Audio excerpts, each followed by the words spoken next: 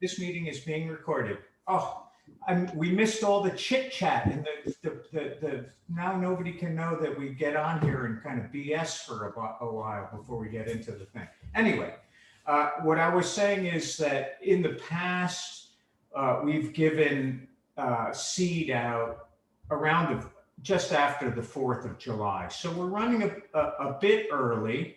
A lot of people have gotten seed. I've probably given seed to maybe 80 people already.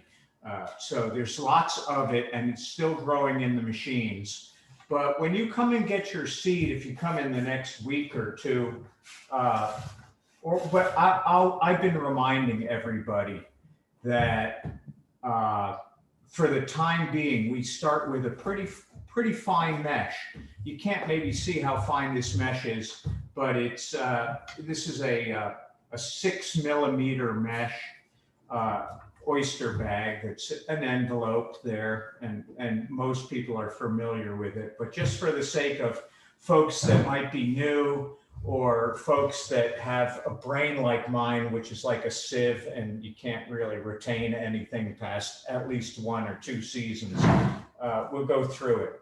So, you know, this is, by the way, we've been doing these Zoom meetings remote for at least the last, January, February, March, April, May. Now we're into June. So our 6th Zoom talk. I'm going to keep doing the Zoom talks through the year. And at some point, I'm also going to add a live in person because my stand-up routine is really not up to snuff. Like, I can't watch this. That's stand-up. That's pretty lame. You can't even see me when I stand up. How bad is stand-up on the Zoom thing? I'd have to stand up like this. Wow, that was pretty good. Okay, anyway. I'm gonna say, I've never made one of these sitting down, I don't think. So here we go. I'm squeezing the thick and the thin part of this cage to make a little, now it's see some dimension there. And everybody knows this, but this is again for the newbies. And we do this, and for people have been coming and I give them the option. Do you want to make a new cage or do you want a pre-made one? And almost every time somebody says, oh, give me the one that's made. Come on, don't be that lazy. You get a nice new one if you want. No, I don't care if you're lazy or not. They just, sometimes they're full of like old leftover mud crabs and stuff. So you got to get those with you. So now that envelope, this is really difficult sitting down. Oh, this is getting better to stand up. Look at that. Now you can see some dimension there. It's starting to look like a cage. So I take my scissor. By the way, here's some product placement. I get these WIS, W-I-S-S, or Weiss, or however you pronounce them. These are the company that made the nice wire cutter, the tin snips and things like that. I get these at Home Depot, and they really are quite good for a while until you start cutting aluminum with them and things like that, but they work really well. So I'm cutting 6 mesh and I just do a snip. I don't count. I just hear everyone listen. Did you hear that? Wow. I hope this microphone is picking up as well, as it cost me a lot of money, so it should work. Here we go. That's 6 on all 4 sides. I'm gonna flip it around. Do the other 4 sides. I know this is boring everybody that's done this for like 10 years, but some people might not have ever done it. And it starts us off with the building block for the rest of the things I want to show everybody. So now we cut that. Attempt to stand up a little bit. And now I'm bending the 2 little flaps down and the 2 big flaps over, so that I'm making a nice, now let's get I'm gonna zoom on that, nice square corner. And knock my microphone over, nice square corner. If you're not gonna make a lot of these, make a good one. in other words, it doesn't want to look like that, you know, all kind of, you get it all nice and square. I should get a couple cameras, scatter them all over the place. And then you got your cable tie. Now I have a bunch of, got to remember where my camera is. Here it is. Cable tie, here's a medium cable tie, as opposed to a really long cable tie and a, I'm going to open this up. Oh no, here it is. A weenie cable tie. We're going to use all three sizes today. So I get this square again. I take the medium cable tie, come up from the bottom, and get it nice and square. Come up from the bottom. It comes up through the top. These small mesh cages, I tell you, are a lot harder to do than the bigger cages. There we go. For one distinct reason, if you're like me and you're remarkably vain and getting old and refuse to wear reading glasses, even though you paid for the eye exam and they told you that you needed 110, 125 readers, I just refuse. I refuse to succumb to that. So I can't see a thing, in other words. So maybe I won't refuse forever. I've got 20/20 vision, but I can't see anything that needs to be read. Isn't that very strange? So I put one on each side, 1, 2, and then I'll put 2 in the middle. This is the end that will never be reopened again. So you know, you can use these hardy cable ties, and we're gonna do that. And we're also going to, now that we've done that, we got our 4, we're going to trim it. And the reason why we trim these is the fouling organisms love these things. They end up looking like little grape vines. And I don't know if you can recycle these or what you can do, but don't throw them on the ground. Okay, so that's a closed end. Now on the other end, we're going to put the 2 little flaps down and 1 big flap over. And this way, when we close this up, you'll have a service end where you can open and close it and play with your oysters. Now, keep something in mind with this small mesh bag. You can grow your oysters to market size in these small mesh bags, especially lately at the Marine Center. We have all these new pressure washers. And what I've noticed about them is it's made SPAT members neurotically cleanivores. I've never seen such clean gear and oysters in all my life. It's like people pressure wash until, I mean, which is great. Don't get me wrong. That's great. And you're allowed to do that. Yeah. You're allowed to do that, and it's good for what? Oh, I was losing my train of thought. What's important is if you do that, this fine mesh still gets good flow. It's not occluded by fouling organisms. You won't need to use this mesh forever if you don't want. We're going to have. I might build. Actually, I'm not going to. Here's the other mesh. And even with this, it's kind of hard to, you might be able to make out the difference with the camera, but this is a bigger mesh than this. And these, I usually just have you growing them in this mesh and not this one. If you cycle this one out, that's fine for the big ones. You will get flow, but if you keep these clean, you'll get somewhat equal growth. So here's this one made up, okay? And that's our basic building block. When you put your oysters in, you're gonna fold this over to close it when you're ready, and use the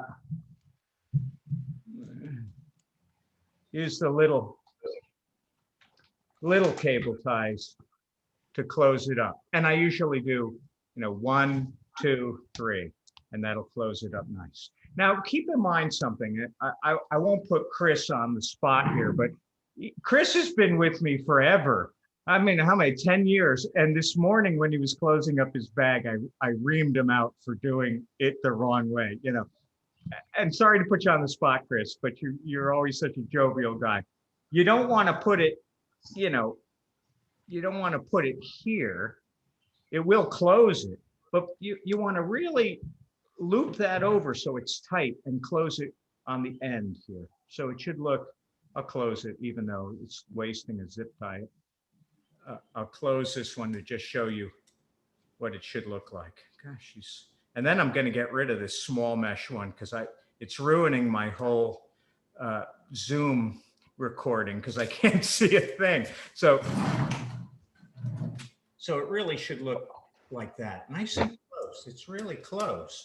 There's no gaps or anything. And the other mesh is over here, really, really sealing it up. I used to say to used to have the quag third graders every year. And I used to say to them, when you're building these cages, I'll say it to you, even though you're probably more advanced than a quag third grader, but I'll say it anyway. When you're building these cages, you can pretend that you're an oyster. Can you get out? If the answer is no, you built the cage right. Or you could pretend you're a crab. Can you get in? Well, then you built the cage wrong because a crab shouldn't get in there. I mean, a crab will get in as a larvae anyway, but now we're going to switch to the option 2, which is come and get the pre-made one. This one's already made. If I were to give this to you, I probably would recommend you check it first to make sure that it really was made correctly. There's a nice, you can even see me through this mesh. That's a nice bigger mesh. Okay, and then for the most part, I say for the most part because, you can grow oysters all kinds of different ways. We've been growing oysters in floating cages for quite a long time, mostly because of the rig we have, which are these like little pulley lines from the shoreline. At Tiana, when it's low tide, there's no water there. I mean, it really goes out. So we have them floating all the time. That doesn't mean if you're growing at your own dock, you don't have to float them. There are some other pieces of gear, which I'll show you. One thing that you don't want to do is just take this cage, make it like this, tie a rope on it and throw it on the bottom. Doesn't matter what bottom you're going to throw it on. That's asking for all kinds of troubles. There's a lot of bottom predators, mud crabs. The oyster drill is a real problem. It's a little snail, but if you put your gear on the bottom, you're going to get a lot of mud snails on there. Mud crabs are not a swimming crab. Oyster drills are not a swimming snail. So, keeping them out of the bottom is good for predator control. But the other thing is that if you put them directly on the bottom, storms and wave action and all these things will allow silt silt to form in the water, and it's floating around. These things act like a filter for that, and they will deposit those particulates right within the cage. And over time, you could lift that cage up and you might have sandy bottom, and underneath this cage will be muck because of the accretion of the sediments that get trapped in here. So I'll show you an option. If you wanted to grow them on the bottom, I'm going to show you an option in a little bit of how you can do that and still keep it off the bottom. But the floats, now again, here's a disclaimer.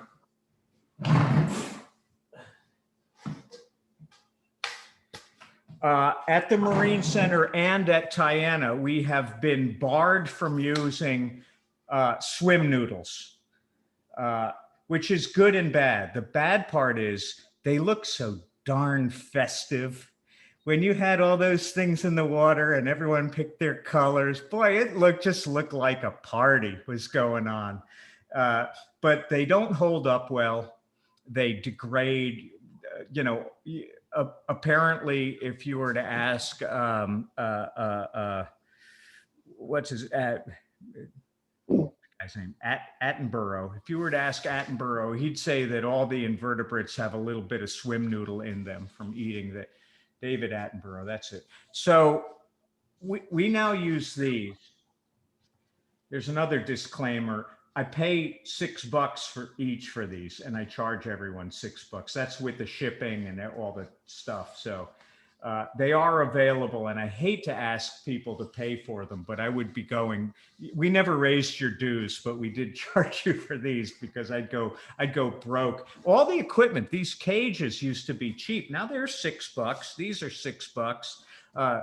We know that 2x4s are $8 and 1/2-inch CDX plywood is $65 a sheet. What's going on with our world? Oh, I guess they call that inflation. Anyway, these are available. And when you buy them, obviously you own them. I would attempt to look into, I think they sell like a silver paint Sharpie where you can start maybe writing your name on these or something if you wanted to tag them. I'll look into what you can actually write on these that will kind of encode them as being yours. You can also see your own cages floating with your name on them. It'd be a nice little label. I haven't really looked at that yet, but these floats are really hardy and they do a good job. Now I want to show you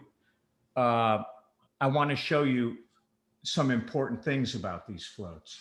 I've noticed, I'm going to do it with this one. So I'm going to take this cage and I'm just going to put the floats on. So I got the float. Let me see how I can do this. Yeah, that works. I got the float. I kind of put it in place. I take these require a 14-inch cable tie. I buy these. I just bought a whole bunch of them. So, you know, these I'll give you if you don't have them. There's an embossment on the float. This one, this is the new batch. These just arrived, and I noticed that they have embossment twice. 1, 2. Okay, so I guess they're saying that doesn't matter where you put them, you can't miss anymore. You're going to go through the mesh, around the embossment. Once you get one, it's kind of hard. Okay. This is not how I do them normally. I'm trying to do this for the camera. I could do it the way I really do it. Hold on. I stand. I'm in my apartment of a new house that I just bought, going to closing on Tuesday. Here's how I do it. I go through. See, that works a lot better when you just put it right in front of you. And so here's the thing. Flip it around. Get another float. Another couple of these. This works so much better live. I can dance, I can do all kinds of things. Here I'm stumbling around, I look like an ogre. That's all right. That one fell right through. And I'm all perched. But there's something I want to show you here. There is a point to this. I'm not trying to bore anyone here. Okay, now, it isn't that difficult, but it is on my kitchen chair here. Okay, now what I wanted to show you was this. What I just did was I made a floating cage with the floats on the side. Okay, clear enough. Now, here's the deal. The reason why you do it on the side, there's only one reason for it. When these are floating in the water and they're sitting there for a week or so, you might get fouling underneath the bottom. And you can come along here and you could, I'm going to show you how we put them on the line, but they'll be floating on your line, or if you're at your own dock, you might have the rigging through there on a cleat, and I'll show you how to do that. And you might just shake the thing and then you can flip it. And when you flip it, all the fouling that was on the bottom is now on the surface, and it might bake in the sun or whatnot.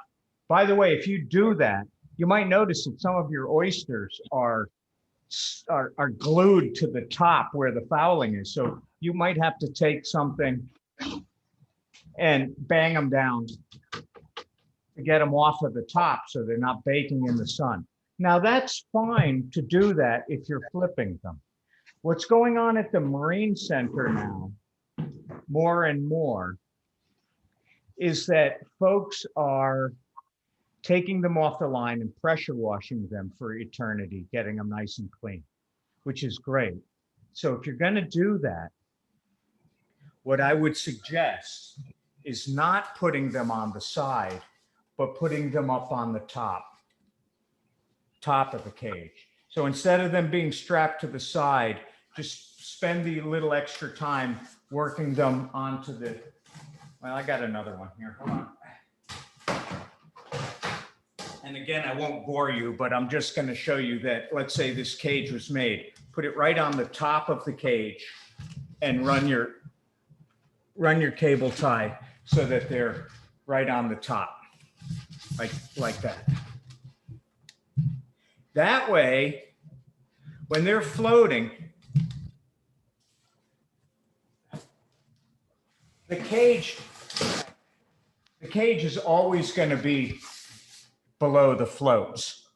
A lot of times when you do this with the small mesh cage, the thing's like levitating over the water. I mean, the oysters aren't heavy enough to bring the cage down. The floats are really buoyant. So this thing is practically not even in the water. It's almost like a hydroplane. So if you put them on the top, they'll always be underwater. The problem is you can't flip them. If you flip them, now they're really going to be out of the water because you've got the floats underneath there. So, you know, if you're going to be in a situation at your own dock or whatnot, that you're not pressure washing and you want to flip them, you're going to have them on the sides. By the way, if you're at your own dock, you don't have to get these floats. You can use the festive little swim noodles. I noticed, I was at the supermarket the other day, and this particular supermarket, they were selling swim noodles for $3. Well, that's no deal. I mean, better to get the industrial ones that'll last you a long time. Okay, so there's your cage. Okay, now, if you are growing at Tiana or at the Marine Center, there's a couple things you have to do that are critical. And the first is, where's my next prop here? It's way down here. I got my bag of tricks. I'm trashing my kitchen. I have to hope that my wife doesn't come home from her teacher's party before I get done. No, she's all right. I invested all my money in this 2 stocks. The stock that sells the orange tape, the flaggers tape, and the stock that sells the big chisel Sharpie markers. Okay, and what you do is you take a little pig. If you don't have this stuff, I mean, they sell these at every Ace Hardware or whatever, and if you want your own little thing, that's fine. I've got tons. I buy this by the case. You write your name. So I'm going to write my name, and here's I found this out years ago. There's a couple things I will say about this. You don't need a banner of it. You need a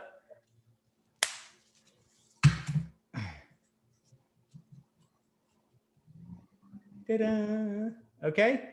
And what's interesting about this stuff is a miracle.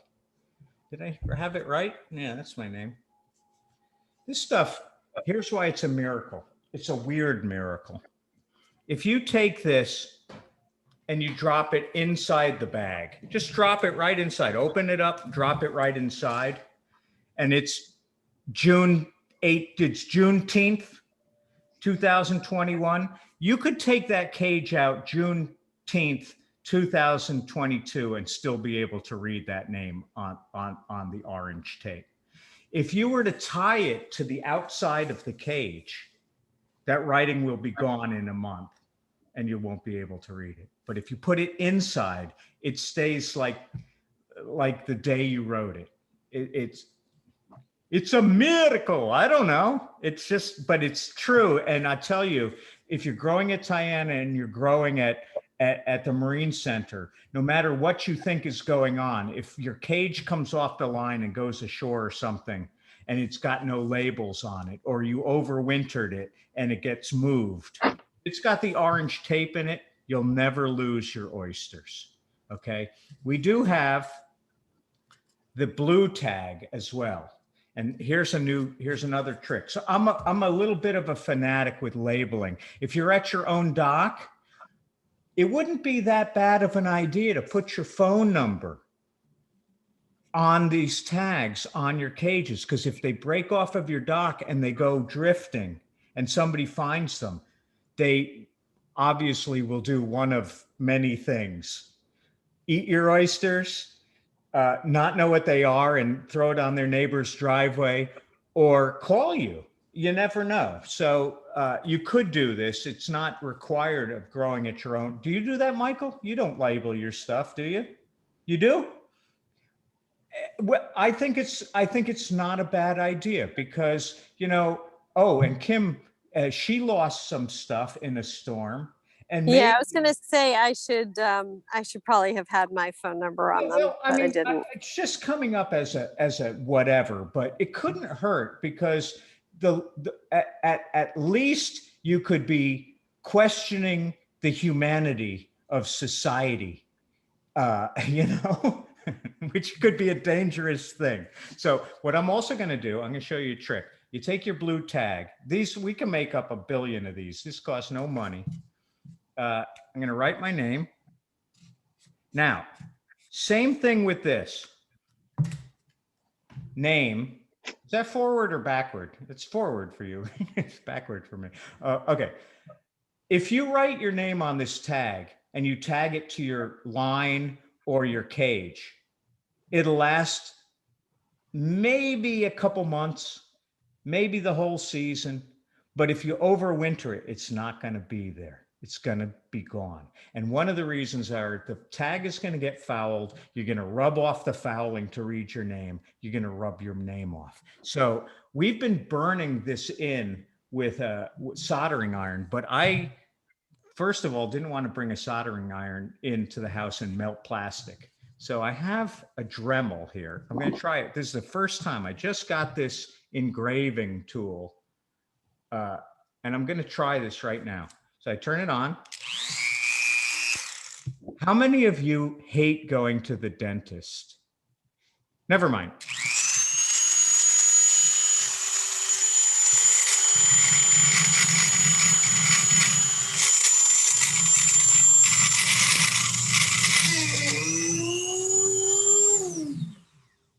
What is that?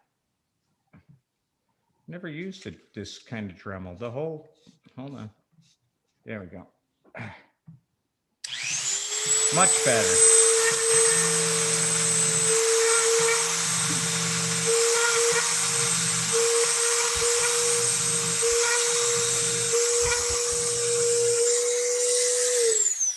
I said I wasn't going to bore you. Okay. Now it's always going to be there. Okay. And if your name is Vladimir Rostakov, you can shorten that for your tag. It doesn't bother me in the slightest. Okay. Um, and that will help, especially now if your name was Vladimir Rostakov, you could put uh, VR on your tag, but I would write your whole name on this. I mean, that wouldn't hurt, because that way, if a VL comes ashore, I might not know who it is, but if I open it up and I can read the whole name, then you're definitely going to save me some time going through my 280 member list looking for all the VLs and try to, okay? So that's your two tags, your two labels, okay? Now, so now you have your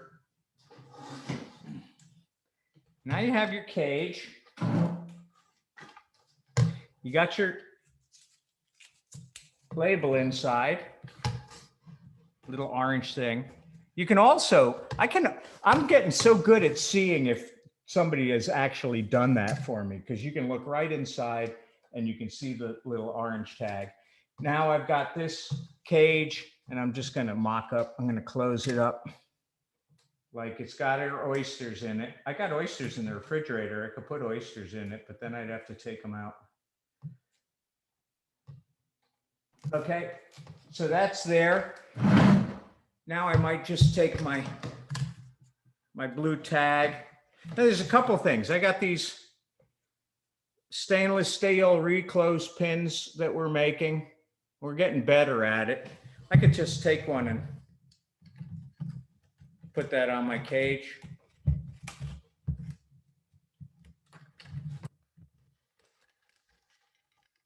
Ta-da! All it's missing are the oysters. Okay, now here come all the modifications. This is the building block of almost what everybody at SPAT is doing.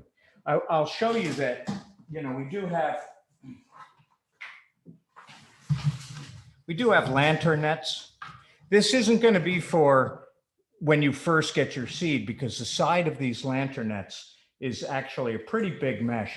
It's actually bigger than even 3/4 by 3/4. So this is great for older oysters, second-year oysters, and we'll talk about these lantern nets in a minute.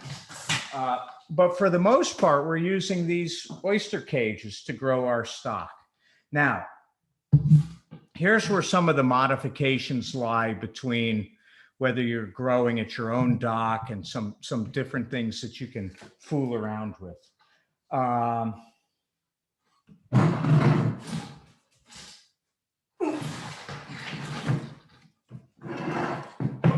I went all the way home from a grueling day at SPAT, and a grueling and a grilling day. We grilled 200 oysters. Were you there? Who was there? Anyone there? Chris was there. We grilled oysters. It was the most primitive. I felt like a cave person eating oysters. We threw the grill up. We sauteed garlic and spinach and butter and slung all these hundreds of oysters on the grill in microseconds. It was very primitive, but very effective. So then I came all the way home and then remembered I forgot all my props for tonight. So went back and got them, including here's some pot warp. It's 2 fathoms of pot warp. I cut a bunch of pieces for myself. I'm just going to show you a couple things that I consider to be kind of fun options. One of them being, okay, let's go with the Tiana and Marine Center people first.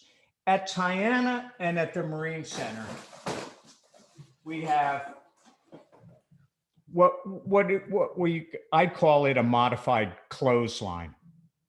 We got these rings on a buoy line, rings on the shore. The line goes through the ring that's tied to the buoy line, which I'm going to pretend is my buoy line, and it's a kitchen chair here. I'm going to tie it off. Well, I'm going to do it this way.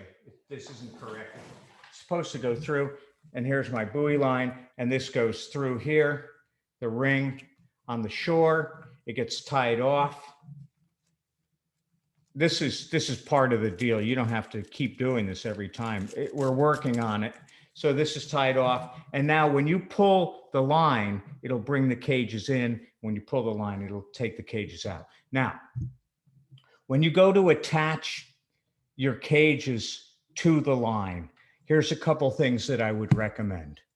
Okay. First of all, I would put the line in the middle of the cage, not the side, because what's happening is if you put them on the side, they tend to collide with your neighbor all the time. They do anyway. We're going to work on the lines and get them a little tighter, but if you take your line, need a bigger, and put it in the middle of the cage like that. What you're going to do to attach it is this. Camera. Okay, let's see. Let me get the camera. Okay, the first, now, the Marine Center doesn't have a lot of wave action. Tiana does. I've seen the Tiana look like the North Sea. And Kim is looking at me. She's not on the video, but she's looking at me saying, yeah, and where we are, we get it pretty rough. So, Yes, indeed. indeed. So if you were to use a medium zip tie to attach your cages, you're going to lose that cage. I can almost guarantee you. These things, unless you get some really hardy, I mean, like this zip tie, that's a hardier zip tie. That might not break off in a storm, but at the Marine Center, we never lose cages because the zip ties break. So in that case, I still recommend using a pretty hardy zip tie. And what we do is this. The first one, and I'm going to show you some options because Kim and I discussed this, the other Kim on the video. We discussed this, and I think I came up with some ideas that people can use in general. If you were to pass the cable tie through the cage and around the line and zip it, zip, then it's attached on this end. When you pull the line, it's going to slide. So on the other end, pretend I spun this around. I'm going to save some of the obvious. I spun this around and I'm doing the other end. What I would do is open up the lay of the line. So I'm taking the close up here. I'm taking the line and I'm twisting it so that it opens up, passing the cable tie through the lay of the line like that, and then putting it through and zipping it closed. So that way, when you pull on the thing, it's going to pull the whole cage along. Now, here's a couple options for you. I've got at least two options for you. One is, and this works fine with these coarser mesh. It's harder to do this with, this takes a little bit of practice to do with the fine mesh. But what you can also do, once you get this line attached, you can take one of these pins, which we make, stainless steel spring wire, and you can run it right in the center of the cage. You go up and through the mesh. This is not the, oh, you know what? I'm going to do the other side. We're messing with, I've got a retired orthodontist making these, and he takes it way too seriously because if I were his patient, he would remember that every time I went to visit him, I would have ripped all my braces off. That's what I did when I had braces. I'd go to the orthodontist, he'd put all the braces on. I'd go home and tear them all off. I'm not sure why, but so he tried to make it so you couldn't do that. And so I'm coming through the middle. This is actually a hard to deal with pin. I'm gonna get another tool here. This is just a little safety mechanism. you got your pin, and once you do this, you never have to take the pin out again. Can you see the pin is in the center now? And if you take this and run it through the lay of the line, I open it up, pass it through, and pin it. It's a nice little safety. And when you pull it, the cage goes this way. You pull it, the cage goes this way. It's a nice little safety. Still attached on either end with cable ties, but a nice little safety in the middle. Okay, that's an option. Now here's another option for you. If you live in an area, let's say you have a bulkhead, you don't even have a dock, or you have a dock and you're in the middle of, you know, pretty open water at times. Let me get another 6 fathoms of line. By the way, if you come to the Marine Center and you need line to do all this stuff, we have a nice rope burning tool, because if you don't burn the end of this really crummy 1/4 inch pot warp, it gets all, you can't work with it. It's 3 little legs. It's 3-strand polypropylene. But when you burn it, at least it's sealed. Okay, and now when it's sealed, when you pass this right through the mesh on both sides, like that, and you know, everybody knows this. Okay, everyone knows this. If you can't tie a knot, tie a lot. I can tie a knot. I can take this. I can tie a bowline, which I just did, the little weaver's technique. I tied a bowline. I open up the lay of the line. I pass the tail through the lay of the line. That didn't take very long if you know how to tie a bowline. Bowline with the bitter end buried in the lay. This right here, if this breaks off of your dock probably broke off too. Okay, this is hard to rip this all the way through the mesh. It would be pretty tough to do that. Now, with that in mind, so you could cleat this off, and I'm going to get in trouble. I got all this really kind of used dirty gear, and it's in my brand new apartment here. Oh well. I do have an Electrolux vacuum cleaner somewhere, so that's going to be put to use tonight. I know I digress. I do that. I get to meander, but I always come back into the stream and I flow, and it's all good. Okay, trust me. Okay, now, if you had a dock and no cleats, notice that your dock planking usually has spacers. You can slip this line through the spacers around your joists and tie it off there. No problem. You don't need a cleat. It might be a lot better than that. Now, I could show you, if you can't tie a knot, tie a lot. Okay, if you do that and I have to untie it, I always know whether you can tie a knot or tie a lot, because it blows my mind how worried people are that what they think is lack of knowledge of how to tie a knot is like 16 overhand knots in a big, like a braid. And I'm not saying that everyone, there are 7 knots that everyone should learn in life. I've tried to teach people how to tie knots, and I've looked at Ashley's book of knots. It's all impossible. You got to just keep doing it correctly over and over and over and over again. So you can do it in your sleep or in the dark.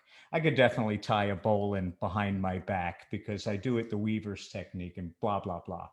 And, but if you can't, you can tie a bunch of things, and you could actually take a cable tie and cable tie that together too.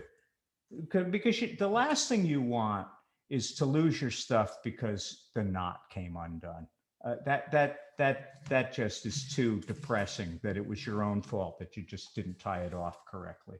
And this stuff is easy to slip. It slips. It might not be your fault. You could tie a bowl in with it. I'll tie a bowl in with this. Okay, I tie a bowline with this. Now a bowline's not supposed to slip.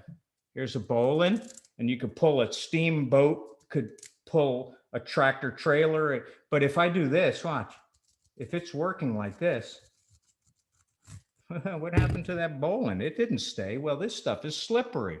So if the tail was buried, so now I'll just do the same bowline, bury the tail. Well, I should have done it the other way. I'll do it here anyway.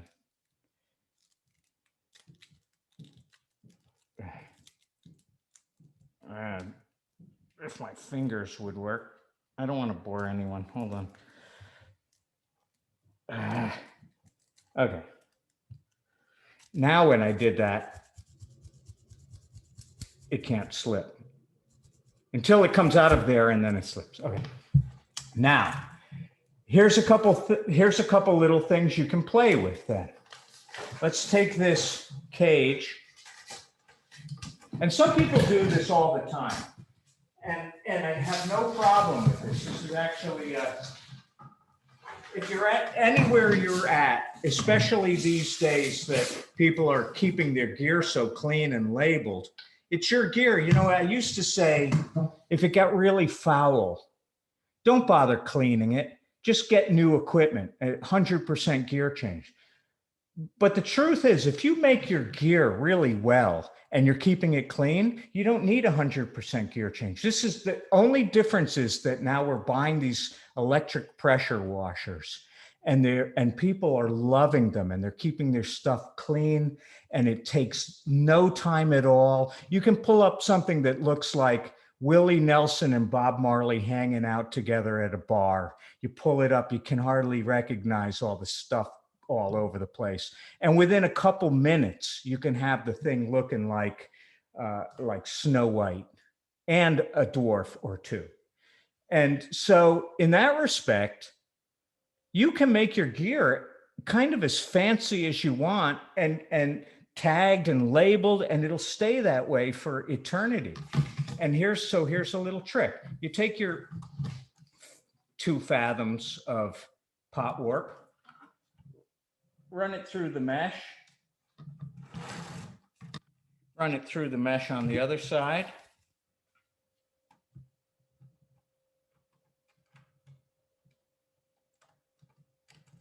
And you can take your 2 bitter ends here and even it up. Even it up. And you could do any number of things now. You could just do a quick overhand knot with these two lengths. And all of a sudden you've got a little beginning of a bridle or a handle or a thing. And now you've got this. And here's what I was showing Kim today, the other Kim that's on board there, is that if you have I'm running out of, okay. I could do it this way. If you have a line that you're attaching it to, and you've got a bridle on your cage, you can always take any bit of that end, run it through the lay of the line. I like running things through the lay of the line. That's easy to do, because it doesn't really, well, if your hands are getting weak, you might need to use a fid, which is, I brought a fid. If you don't own a fid, if I use this to open up the lay of the line and hold it, it's a fid. If I use it to screw in the plate that's not on my outlet, then it's a screwdriver. Okay. If you have a rigging knife and you have an actual fid, then you've got an actual fid. But you can take this and you twist it. You take a screwdriver or a fid. Now you can really, keep the lay of the line open. And if you ran that through the line like that, and then just take it and do a couple overhand knots, or even a clove hitch if you want. You just go through. If you can't tie a knot, you can't screw up an overhand knot. You just go through, do it again if you want, even backwards. And all of a sudden, that's really on your line. No zip tie, no pin. Rope is pretty strong. It might chafe in really bad weather, but I doubt that if you're doing enough maintenance, you're not going to lose the stuff because it chafed and broke the line. Except if it chafes the actual line because you have it going through. If it goes back and forth a lot, it might saw that line, and especially this 1/4 inch. I mean, you won't have a problem at Tiana. You won't have a problem at the Marine Center, but do pay attention at your own dock, because I can never judge how much energy is at your site. And I've seen we had some people growing on the Sound one year, and nothing is safe when nature wants to raise its ugly head. It'll rip everything apart. So that's some things about, there are some other tricks about making bridles and whatnot, but I'm going to save that for the winterizing lecture, because normally you don't need to gang up these cages at your dock or floating. You don't need to. I can show you how you. It's very simple to run. A cage with floats and another cage below it if you wanted. Hanging in the water, make a bridle. But we could get into that on the overwintering lecture if you want to reduce your space. Let me show you this lantern net. So this is this particular lantern net, which I was going to keep for I used to call these the Imelda Marcos Memorial Closet Shoe Organizers. Put this whole thing in the closet. You got all your shoes here. I don't know. I use them. I actually have one for gardening tools outside, and it's really quite handy. But what's going on here is that these things, when I got them, I'm going to show you how long this thing is. I actually saw a SPAT member using an 8-tier net today. You know how long that thing is. It's about, well, I'm 5 foot. This is at least 4 feet. So it's heavy when it's empty, let alone when you put oysters in it. So what I do is I count, there's little doors. These are really quite nice because they've got hinged doors with little brass clips that close them up. And they're totally useless to me as an 8-tier net. So I count 1, 2, 3, 4. And I have most of these are already cut at the Marine Center. I go 4, I cut. I cut each of the thing. I'm going to just go ahead and do it. Oh, I'm making such a mess of, I've got to, what time is it? 6. I'm safe. She's in Sag Harbor.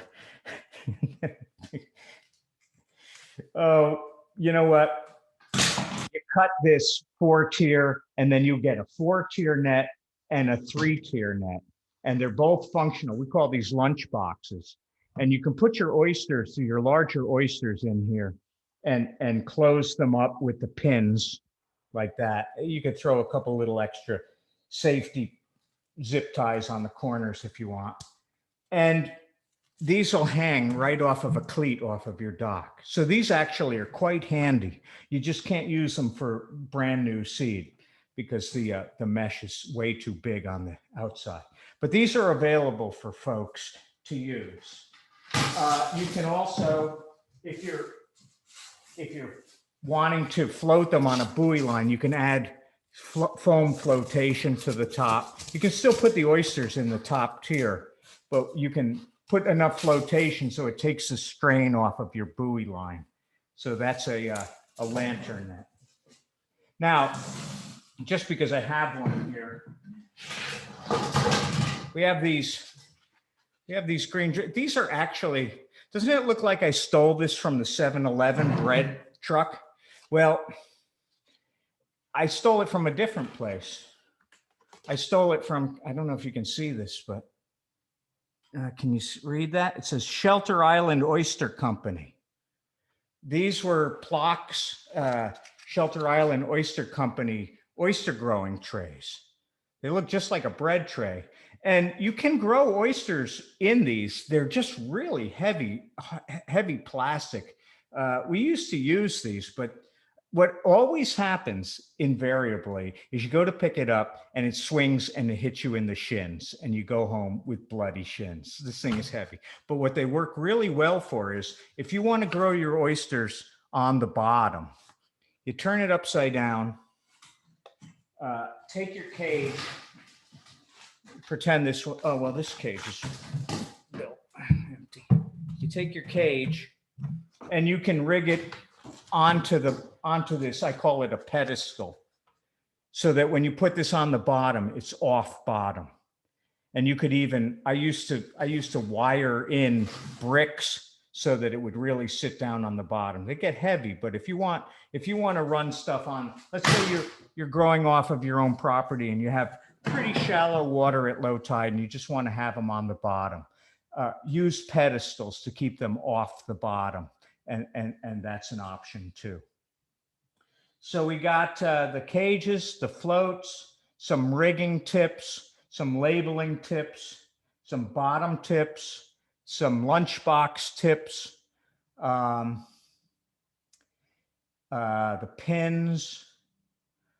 And, you know, if this program was difficult and you couldn't grow oysters because everything kept falling apart, nobody would be in this program.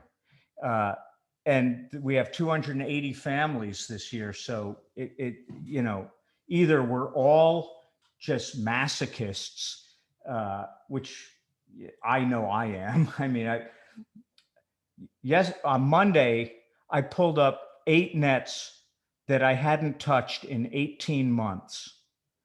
And out came the most gorgeous Jiffy Pops of oysters, because I put them in lantern nets, way overstocked last November to overwinter seed. And then COVID came up and I couldn't maintain them last year. So I maintained them on Monday, 18 months later.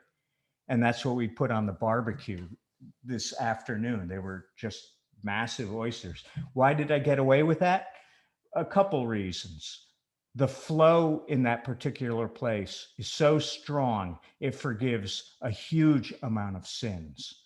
So I don't recommend it. But, you know, oysters are pretty hardy. They can put up with some pretty serious punishment.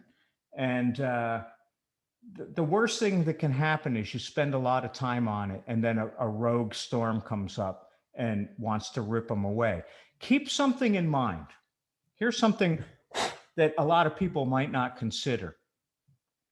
I consider it every time a storm comes up, you're usually warned a little bit. Hey, Chris B., you know, I've got your oysters at the Marine Center. You still want them, right? I see you down at the bottom. We got to get together and we'll get your oysters back over, or whatever you're going to do. We'll figure it out. I do have your oysters. Me? Yes. Yes. I wanted to ask you about that. Well, they're over at the Marine Center. And so. Yeah. Okay. I'll go offline with you and figure out how to coordinate. Yeah. Okay. Or just drop me an email. I just saw Perfect. I said hello to your oysters this morning. So, How'd they look? Did they say hi back? yes, they always talk back to me. It's Good. Lippy guys. I like that. That's it. So whenever a storm's coming up, I have a sailboat. And, you know, if a storm's coming up, I prepare for it. If a storm's coming up, you can pull your oysters out of the water and leave them in your neighbor's garage for a couple of days. They're not going to die. They're going to be fine and you won't lose them. So it is an option if something's coming up and you know it. Now, if it's the dead of winter and you have them out there, then that's a problem, because it's not like you really want to go out in when the glacier is forming. But the other thing is, if you don't feel confident of winterizing your stuff at your own place, we can negotiate you putting it at the Marine Center, which is always safe for the winter. So those are some options for you. And what am I forgetting? That, and that. We did do a spawn of scallops on Monday. If we get a set of them and I get scallops to play around with, we'll dole them out.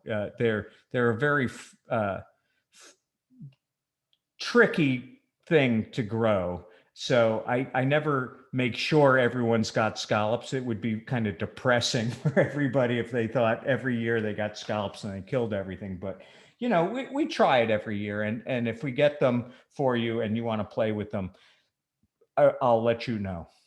Are there any questions about any of this stuff? You can chime in if you like.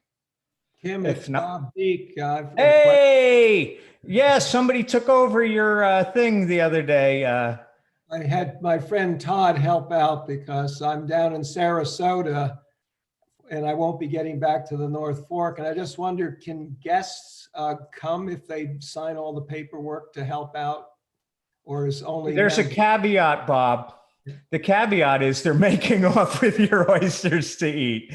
Well, that's okay. All right. Well, yeah, no, it's fine. It's fine. Okay. Todd's a nice guy. He walked off with a couple of your oysters. They looked beautiful. That was all pre-planned. Yeah. He's a good— Okay.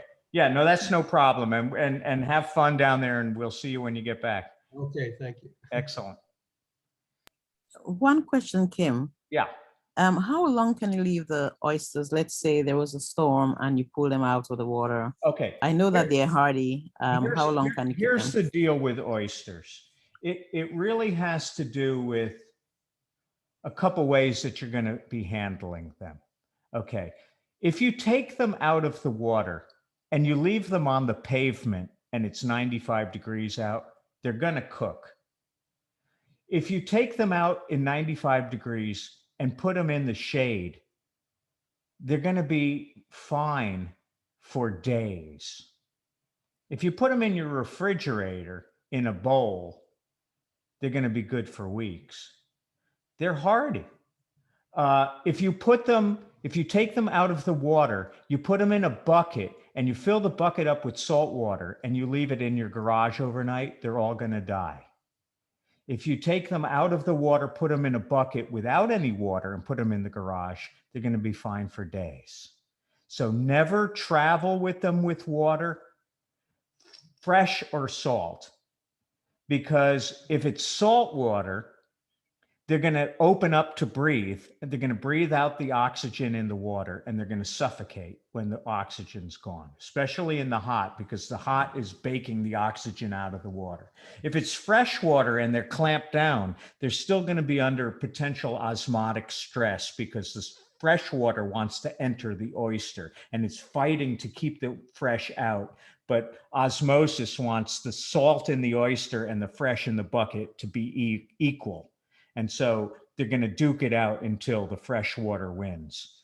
That just reminded me, Teresa, that I left an eel in the sweet pea. It was somebody pulled an oyster. I say that because that eel, if I go back tomorrow, will still be fine in the boat. The eels are like oysters. They're somewhat indestructible out of the water. Not totally. It might be eel jerky if it's in the sun. So that's not the worst thing either. So in the winter time, if an oyster went ashore, broke off your line and went to the shore in the winter time, it could be fine on the shoreline for 4 months and still be alive. The people in Wellfleet take all their oysters out of the water and put them in like containers for the winter, making sure that the container inside doesn't freeze. You know, if they maintain 30 degrees, or let's say 33 degrees or 34 degrees, they'll keep them there from December to the end of March and into April. So they can withstand a lot, but in another respect, if you take them out on a really hot day and they're in the blaring sun, they're gonna cook and they can die. They can stress and die within hours. So just keep in mind that, one of the techniques of maintaining oyster cages, if you didn't have a pressure washer or even fresh water and you have a dock, you go to your dock at 6 o'clock at cocktail hour, pull your oyster off the dock, leave it so that the raccoons can't get it, and then put it back in the morning with your morning coffee, and you'll have no fouling ever. That's how, in a way, that's how they grow them on the Brittany coast. The tide goes out for 6 hours every tidal cycle, leaves them high and dry, and they'll bake in the sun for 6 hours, but then the tide comes back up and covers them, and they have, very hardy oysters. So they can withstand a lot, but common sense, don't push the limit. The waters, putting them in standing water in a bucket is almost the worst thing you can do in general. So Thanks. Good. good. Anybody else? All good? Excellent. Well, happy Juneteenth. Happy Father's Day for people that are fathers. Happy summer. Happy closing for me. I'm finally going to closing after 6 months of waiting. On Thursday, I'll be a Southolder. And that's good for folks that call me up all of a sudden and say, hey, I'm at the Marine Center. Could you blah, blah, blah. Now, instead of being an hour and a half away, I'm exactly 8 minutes away. So, and I don't mind, I'm on 24/7 call, like the doctor ordered. All good? Excellent. And Chris, just drop me an email or whatever or come by the Marine Center. We'll get you all set up. Excellent. Good. Thanks. Michael, good. Everyone's happy. Stay happy, keep smiling, and come anytime. We're there every Monday, Wednesday, Friday. I get there ungodly early now. I literally get there at 6 in the morning now. And so I leave when the last oyster's standing. So you're all welcome. Yeah.